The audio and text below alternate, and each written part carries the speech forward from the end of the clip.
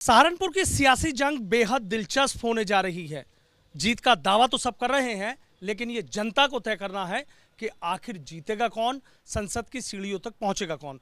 खास बातचीत करने के लिए हमारे साथ सहारनपुर से कांग्रेस और समाजवादी पार्टी गठबंधन के प्रत्याशी इमरान मसूद साहब हैं। इमरान मसूद साहब, क्या चल रहा है चुनाव?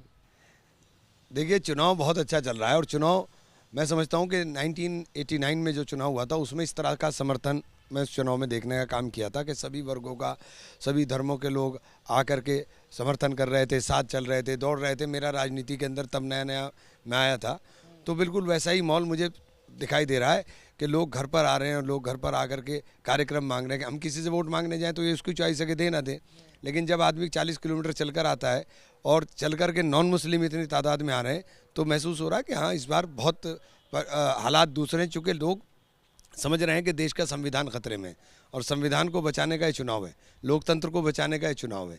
तो संविधान और लोकतंत्र की रक्षा के लिए इंडिया गठबंधन के साथ लोगों का आ रहा है। ऐसा क्या लग रहा है आपको, जो लग रहा है कि 24 में आपको नवासी में जाना पड़ा, कि नवासी जैसा माहौल बन रहा, क्या है उसके पीछे की वजह? नहीं, मैं वजह कुछ नहीं बता रहा हूँ। वजह ये है कि देश के अंदर ऐसा महसूस हो रहा है कि लोकतंत्र और संविधान दोनों ख़त्म होने जा रहे हैं और लोकतंत्र को और संविधान को बचाने के लिए जो संविधान के प्रति आस्थावान लोग हैं, जो संविधान के प्रति निष्ठावान लोग हैं, जिनको लगता है कि बाबा साहब भीमराव अंबेडकर का ग्रंथ, जिसने देश की विविधता को एकता में के सूत्रों में पिरोने का काम किया है, जिसने शोषितों और वंचितों को अधिकार देने का काम किया, आरक्षण देने का काम किया, वो खतरे में है। ये उसको बदलने की बार बार बात कर रहे हैं, इसलिए उसको बचाने के लिए सब लोग साथ आ रहे हैं। प्रधानमंत्री नरेंद्र मोदी आए थे, यूं तो तमाम पार्टी उनके निशाने पर रही, लेकिन सबसे ज्यादा कांग्रेस उनके निशाने पर रही। कह रहे थे कि जो कांग्रेस है, जो इंडी है, वो कमीशन है और एनडीए गठबंधन जो है वो तो एक मिशन लेके चल रहा है।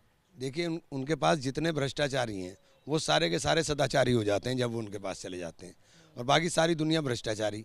तो ये एक उससे ग्रस्त हैं कि सारी दुनिया बेईमान है, वही ईमानदार हैं। जबकि हकीकत ये है कि नोटबंदी का जो फैसला था देश में, या जिस प्रकार से कोरोना के अंदर हुआ, बहुत सारी चीज़ें हैं जो राहुल जी ने बोली हैं। जब परिवर्तन होगा, सारी चीज़ें खुलकर आएंगी तो सब समझ में आएगा कि कौन भ्रष्टाचारी था और कौन सदाचारी था। ये क्या है अपने हाथ में लेकर बैठे? आज प्रधानमंत्री जी बोल के गए ना कि कांग्रेस का घोषणा पत्र मुस्लिम लीग का घोषणा पत्र है। हाँ, ये कहा प्रधानमंत्री जी बड़े हैं, उनके बारे में तो नहीं, लेकिन मैं इतना ज़रूर कहूँगा प्रधानमंत्री जी के लिए कि ये मेरा घोषणा पत्र है। इसको ज़रा सा फोकस कर लीजिए। ये कांग्रेस का घोषणा पत्र है और इस घोषणा पत्र के अंदर अगर कहीं मुस्लिम लीग हो, मैं पढ़ के भी सुना देता हूँ। कांग्रेस का गारंटी कार्ड है, 1 लाख का वेतन हर शिक्षित युवा वर्ग की पहली नौकरी पक्की, पहला वादा। दूसरा वादा, 1 लाख हर साल हर गरीब परिवार की महिला को, ये नारी न्याय है। कर्ज माफ़ी और एमएसपी की कानूनी गारंटी स्वामीनाथन फार्मूले पर। आपने स्वामीनाथन को भारत रत्न ले लिया, लेकिन उसकी रिपोर्ट को लागू नहीं करेंगे, आप एमएसपी पे गारंटी नहीं करेंगे। 400 रुपया प्रतिदिन कम से कम मजदूरी मनरेगा में। और गिनती करो सामाजिक आर्थिक समानता के लिए, हर व्यक्ति हर वर्ग की गिनती, कि सामाजिक रूप से और आर्थिक रूप से जो दबे हुए लोग हैं या जो पिछड़े हुए लोग हैं, उन लोगों की गिनती कर करके उनको हिस्सेदारी में न्याय दो। और ये उसके बाद ये इनके अंदर 5 गारंटी के अंदर ये 5 चीज़ें, इनमें अगर एक भी चीज़ कोई जो प्रधानमंत्री जी बोल गए उससे लगती हुई आपको दिखाई दे तो हम अभी चुनाव छोड़ देंगे। तो ये जो बातें हैं कि आप ऐसा बोलते हैं कि जो धरातल पर नहीं है, जो ज़मीन पर नहीं है। हिंदुस्तान का हर व्यक्ति हिंदुस्तानी है और कांग्रेस की नज़र में हर आदमी के लिए ये जो घोषणा पत्र है देश के हर व्यक्ति के लिए, किसी जाति के लिए, किसी धर्म के लिए या किसी वर्ग के लिए नहीं, ये सब के लिए है। ये खुला पत्र है और खुला गारंटी कार्ड है। और ये गारंटी कार्ड हम घर पे जा कर के देखा रहे हैं। ये राहुल जी की गारंटी है। ये गारंटी 2022 के अंदर आय दोगुने करने वाली किसानों की गारंटी नहीं है। मोदी की गारंटी का राहुल की गारंटी से मुकाबला कर पाएंगे क्या? एक बात तो बताइए, उनकी गारंटी मेरी अगर आप बात करें, या कि मैंने अगर आपसे कोई बात कही और 5 साल के बाद मैं पूरा ना कर पाऊँ, तो मेरी गारंटी के क्या मायने होंगे? आप खुद सोच लीजिए। मेरी गारंटी की कोई मायने नहीं। 2022 में किसानों की आय दुगना करने का वादा 2019 में किया था। आय तो छोड़िए दुगनी, लागत मूल्य भी नहीं मिला। किसानों को आप एमएसपी पर पैसे नहीं बढ़ाना चाहते। आपने कहा था कि 2 करोड़ लोगों को, नौजवानों को रोज़गार देंगे। 2 करोड़ नौजवानों की नौकरियाँ चली गई। देश का 83% नौजवान जो पढ़ा लिखा डिग्री याफ्ता नौजवान है, इन्हीं के आंकड़े 83% नौजवान बेरोज़गार है। जिस देश में 83% नौजवान बेरोज़गार हो, उस देश का में आप समझ लीजिए बेरोज़गारी का हाल क्या होगा। आप बोल रहे हैं कि हमने 80 करोड़ लोगों को राशन दिया। अगर आप 80 करोड़ 135 करोड़ जनता में से 80 करोड़ का राशन व्यवस्था सरकार को करनी पड़ रही है, तो आप देश की हालत समझ लीजिए। आप देश की हालत कहाँ बता रहे हैं? आपके आंकड़े खुद ही बयान कर रहे हैं कि जो आप कह रहे हैं वो गलत है। आप संपन्नता की बात कर रहे हैं, आपने तो हालात ये कर दिए कि आप लोगों को राशन मुफ्त बांट रहे हैं। आप संपन्नता की बात कहाँ कर रहे हैं? संपन्नता की बात में मुफ्त राशन थोड़ा ही ना आता। तो ये जो बात है, और कांग्रेस ने बात की है सबको न्याय देने की, कांग्रेस ने बात की है नौजवान की, कांग्रेस ने बात की है किसान की, कांग्रेस ने बात की है नारी की, कांग्रेस ने बात की है व्यापारी की। तो कांग्रेस ने जो बात की है वो सबकी बात की है। वो झूठे वादे नहीं। राहुल गांधी ने जो गारंटी हिमाचल में दी, उनको सरकार बनने के 24 घंटे के अंदर लागू कराया। जो गारंटी राहुल गांधी ने कर्नाटका में दी, सरकार बनने के 24 घंटे में मीटिंग कर करके उसे लागू कराया। जो गारंटी तेलंगाना में दी, सरकार बनने के 24 घंटे के अंदर उसके ऊपर इम्प्लीमेंट कराया। और हम अपने साथ ये दे के ये भरवा के लेकर आ रहे हैं, जो जिसको भी ये कार्ड दे रहे हैं कि ये भरेगा और ये भर करके बताएगा। अगर हम झूठ बोल रहे हैं तो हमारे पास ये ले करके आ जाएगा, हमारे पास ये लेकर के आ जाएगा। क्या वोट ना दें, हम वोट गारंटी के साथ मांग रहे हैं। जो कह रहे हैं उसे करेंगे। बाकायदा अर्थशास्त्रियों की मीटिंग कर करके सब चीज़ें तय की गई हैं। ये हवा में नहीं है कि कहीं बोल दिया कि साहब 15 लाख रुपए देंगे और बाद में कह दिया ये जुमला है। ये जुमले नहीं है, ये गारंटी है, ये राहुल गांधी गारंटी है। अच्छा, ये राहुल गांधी की गारंटी है। अच्छा, प्रधानमंत्री का एक ये कहना कि समाजवादी पार्टी हर घंटे कैंडिडेट बदल रही है और कांग्रेस के पास कैंडिडेट ही नहीं। चलिए, ये तो बात समझ में आती है उनकी, वो बोल रहे हैं क्या बोल रहे हैं। लेकिन प्रधानमंत्री जी आज ये भी कह के गए हैं कि दुनिया के अंदर बहुत सारे ऐसे देश हैं जहां 3,000 रुपए में यूरिया का कट्टा बिक रहा है, यहाँ 300 से कम, यहाँ 300 से कम मिलता है। तो क्या प्रधानमंत्री जी हमें मानसिक रूप से तैयार करने के लिए आए थे कि आप लोग तैयार हो जाओ, अब आपको नहीं मिलने वाला है? अब आप लोग मानसिक रूप से तैयार हो जाओ, मैं 3,000 का कट्टा दुनिया में मिल रहा है, तो क्या हम इस तरफ बढ़ने का काम करेंगे? किसान के मन में एक बहुत बड़ा सवाल है। किसान ये सोचने को मजबूर है कि देश के अंदर जो 80% आबादी है वो कृषि आधारित उद्योग पर निर्भर है। हमारी अर्थव्यवस्था कृषि प्रधान अर्थव्यवस्था है। उस अर्थव्यवस्था को तहस नहस कर दिया। किसान की तरफ देखना ही नहीं चाहते। सिर्फ बड़े बड़े व्यापारी, देश को चंद पूंजीपतियों के हाथ में रखा गया है। और अगर यही हालात रहे तो सब लोग हम उनके गुलाम बनकर रहेंगे। अच्छा, एक बात और मुझे बताइए, उनका कहना था कि 2 लड़कों की जोड़ी ये तो फ्लॉप फिल्म हो गई है, काट की हांडी कब तक पकेगी? देखिए, अब ये तो समय बताएगा। ये इस तरह की जो व्यक्तिगत आक्षेप हैं, ये व्यक्तिगत आक्षेप उनको शोभा नहीं देते। हमारे प्रधानमंत्री हैं, बड़े यशस्वी प्रधानमंत्री हैं, पूरे विश्व में उनका डंका बज रहा है, तो हम तो उनको नहीं कुछ कह रहे हैं। वो हमारे नेताओं को भी बराए करम बराए मेहरबानी ना कहें। लेकिन प्रधानमंत्री के आने के बाद जो है इमरान मसूद का चुनाव क्या कमजोर पड़ा है या और ताकत मिली? प्रधानमंत्री जी का भी आशीर्वाद मिलेगा ना। वो 300 रुपये का जो कट्टा बता के गए हैं कि मिल रहा है और 3,000 का विदेश में मिल रहा है, किसान जवाब दे देगा। वो जो बातें बोल कर गए हैं उनका जवाब सारे किसान देंगे, नौजवान देंगे, जिनको नौकरी नहीं मिले व्यापारी देंगे। अच्छा, इमरान भाई क्या लग रहा है, मतलब अगर अब तक के चुनावी समीकरण की बात करें तो ये कह रहे थे ना कि प्रधानमंत्री के आने के बाद तो बीजेपी है, राघव लखनपाल है, उनका चुनाव उठ जाएगा, अब तो कहीं कोई दिक्कत नहीं, अब तो कमल खिल जाएगा। देखिए, उनका चुनाव ही तो नहीं उठवा रहा है। सबसे बड़े परेशान तो इसी बात से हैं कि आज प्रधानमंत्री की रैली के अंदर भी आदमी नहीं पहुंचे।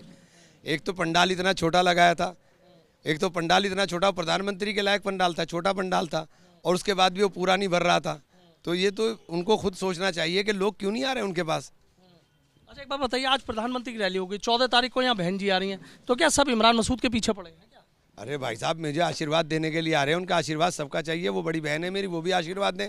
प्रधानमंत्री जी हमारे देश के प्रधानमंत्री हैं, योगी जी मुख्यमंत्री हैं, मुझे तो सबका आशीर्वाद चाहिए। उनका आशीर्वाद मिले, क्या बुराई है? अच्छा, बहन जी का आशीर्वाद चाहिए? और हाँ, क्यों नहीं चाहिए बहन जी का आशीर्वाद? बहन जी का भी आशीर्वाद चाहिए। तो फिर क्या मिलने जाएंगे आशीर्वाद देना? नहीं नहीं, मिलने जाना है अलग बात है। जब वो यहाँ आ रही हैं तो उनको आशीर्वाद देने ही तो आ रहे हैं, तो दें सब आशीर्वाद। अच्छा, हाँ, लेकिन क्या लग रहा है, इस तरह की जो घेराबंदी आपके लिए की रही है अभी तक, और जो पार्टियां स्टार प्रचारकों की लिस्ट भी तय नहीं कर पाई कि भाई यहाँ कौन आएगा क्या है? नहीं, तो ये तो आप दूसरी पार्टी किस तरह से चुनाव लड़ती है ये उसका काम है। ये उनका काम नहीं है कि आप तय करें कि हम कैसे चुनाव लड़ें।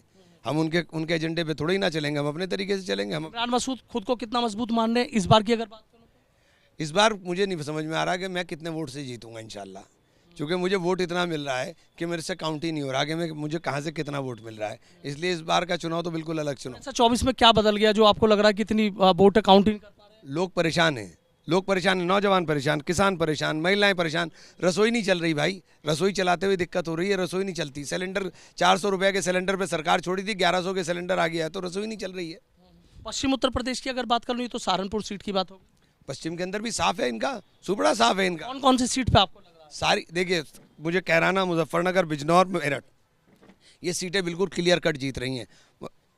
बागपत सीट भी हम बहुत ज़बरदस्त फाइट में चुनाव जीत जाएंगे। बाकी के ऊपर मैं ज्ञानी, मुझे पता नहीं है। मेरठ की सीट पे ऐसा आपको क्या लगा कि जीत रहे हैं? अब आप देखिए ना, मेरठ की सीट के ऊपर बहुत मजबूत कैंडिडेट आया है। सुनीता वर्मा आई है। हाँ, समझ में आ जाएगा, समझ में आ जाएगा।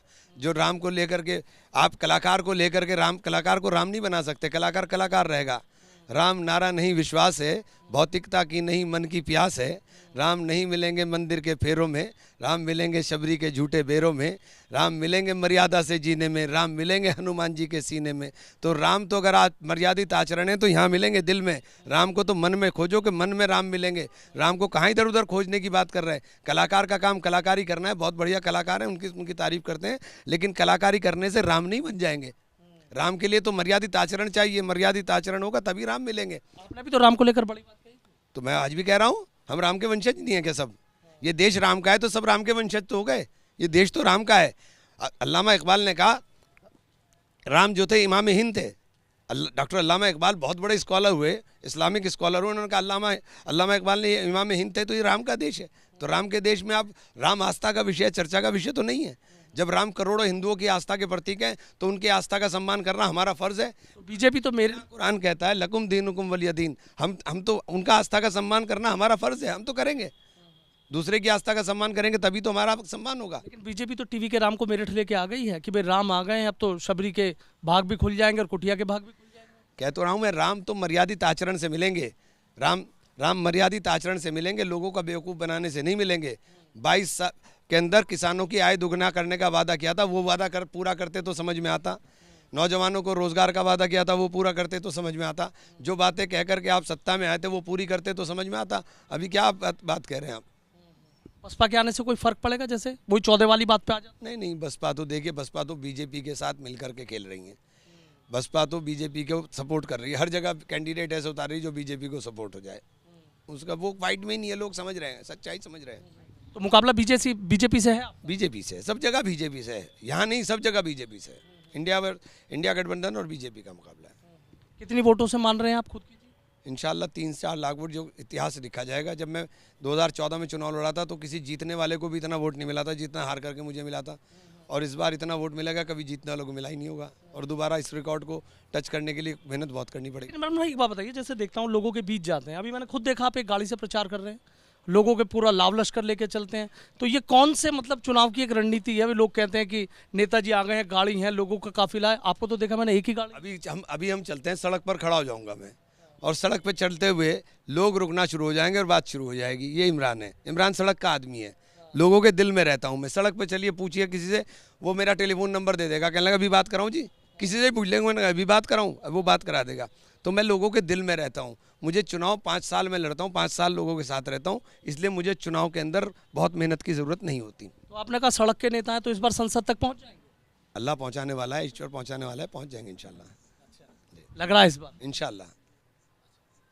बहुत बहुत शुक्रिया। तो देखिए, इमरान मसूद है हमारे साथ, सीधा कह रहे हैं कि सड़क का नेता हूँ, लोगों के बीच रहता हूँ, इस बार किसी से कोई मुकाबला नहीं है, कहीं कोई दिक्कत नहीं है। इतनी वोटों की बरसात होगी कि उन पर काउंट नहीं हो रही है। हालांकि उनके दावे में कितना दम है ये आने वाला वक्त तय करेगा, लेकिन इतना ज़रूर है कि सहारनपुर की सियासी जंग बेहद दिलचस्प हो गई। और प्रधानमंत्री मोदी के दौरे के बाद, उनकी रैली के बाद तो सियासी तापमान और बढ़ा है। और 14 तारीख में बहन जी यहाँ आ रही हैं, उसके बाद ये देखिए कि यहाँ होता क्या है। वीडियो जर्नलिस्ट सत्येंद्र सिंह के साथ सनुज शर्मा, एबीपी न्यूज़, सहारनपुर।